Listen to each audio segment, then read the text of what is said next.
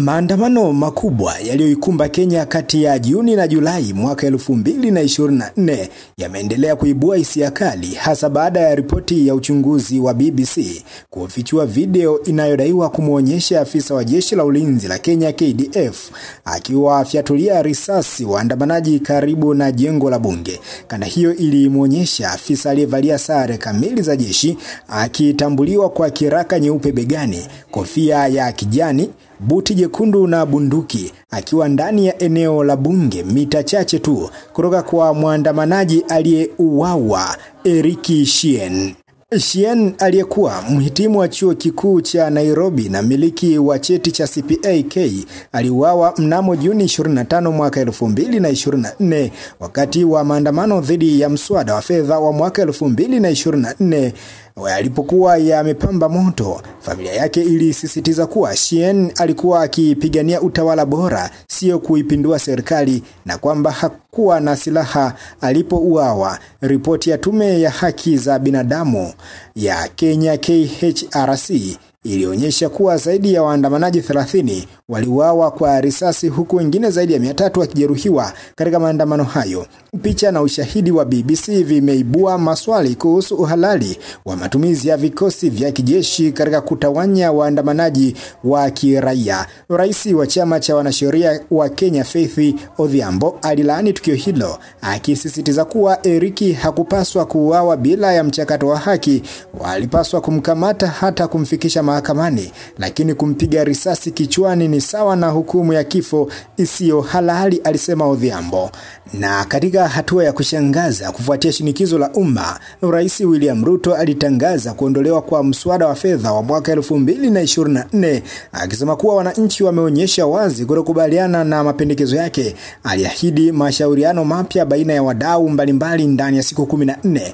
Tukio la kifo cha Shieni limezidi kuwasha moto wa mijadala kuhusu nafasi ya jeshi katika masuala ya ndani ya nchi, huku wito wa uchunguzi huru na uwajibikaji wa waliotekeleza ukatili huo ukizidi kutolewa. Wizara ya mambo ya ndani ya Kenya imetetea mamlaka ya kuchunguza polisi nchini Kenya IPOA kufuatia kulaumiwa na wananchi kuhusu mauaji ya waandamanaji ya mwaka 2024 maarufu kama maandamano ya Gen Z. Ni video ambayo kwa hakika ukiitizama unaweza ukajifunza vitu vingi, namna gani Afrika tumekuwa na system fulani za kiongozi ambazo kwa hakika zimekuwa zikikandamiza baadhi ya watu, hususan pale ambapo wanaonekana wanakwenda kinyume na serikali.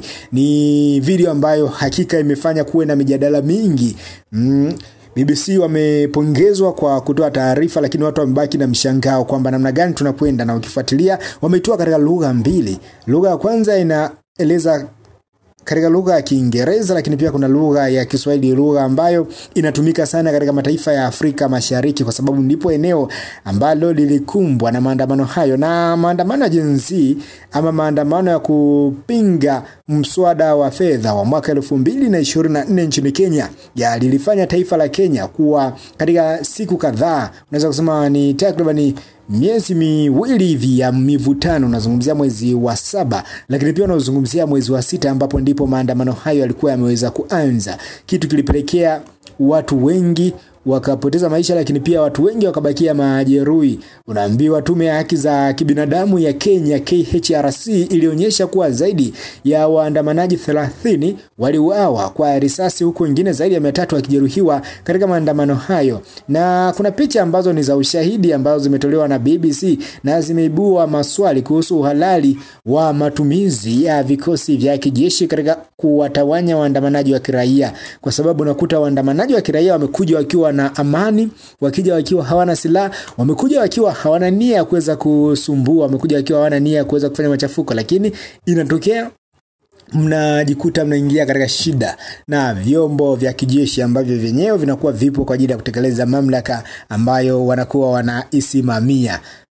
Rais Ruto lakini baadaye alikuja akabadilisha zile zote ambazo zilikuwa zinapigiwa kelele na watu. Ruto yeye alikuja akatangaza kuondolewa kwa mswada wa fedha wa mwaka 2024 akisema kuwa wananchi wameonyesha wazi kuwa hawakubaliani na mapendekezo yake, na aliahidi mashauriano mapya baina ya wadau mbalimbali ndani ya siku 14, na yalifanyika, na mwisho siku hakuna mtu ambaye aliweza kuingia barabarani. Tunaona kumbe wananchi walikuwa wanakidai kile ambacho kipo halali. Kwa nini sasa wauawe? Kwa kuna sehemu ambayo mataifa ya Afrika tunapaswa kujitizama kwa jicho la pili. Tunatumiaje majeshi yetu, vikosi vya ulinzi na usalama vinatumikaje katika masuala mazima ya kuhakikisha kwamba wananchi wanakuwa salama mahali popote pale. Hii ni Mbayu TV, na kusihi kama bado hauja subscribe katika YouTube channel yetu, basi hakikisha kwamba una subscribe, lakini pia hakikisha kwamba una like, una comment na kushare taarifa zote ambazo sisi tunakupatia wewe kila siku na kila saa.